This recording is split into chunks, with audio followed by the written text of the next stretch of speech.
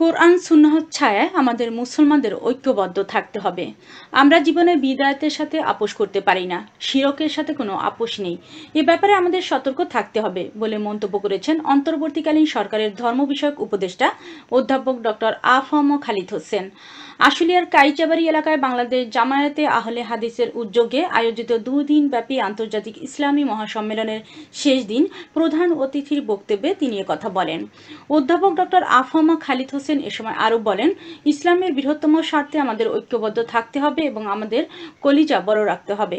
মহাসম্মেলনে এ সময় বিশেষ অতিথি উপস্থিত ছিলেন সৌদি আরবের ধর্ম মন্ত্রণালয়ের প্রধান উপদেষ্টা শাইখ মুহাম্মদ বিন আব্দুল ওয়াহিদ আল আরিফি, সৌদি রাষ্ট্রদূত ইসা বিন ইউসুফ আল দুহাইলান ও রিলিজিয়াস অ্যাটাশে মুবারক বিন আমেক আল আনাজি। বিস্তারিত দেখুন স্টাফ রিপোর্টার বাবুল আহমেদের প্রতিবেদনে।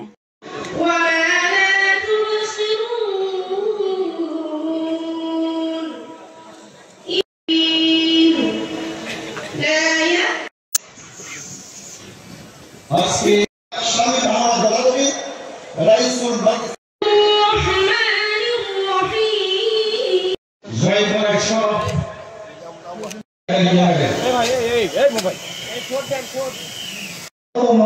সভাপতি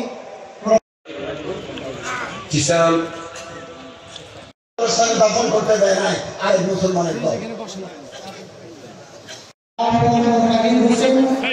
বাংলাদেশের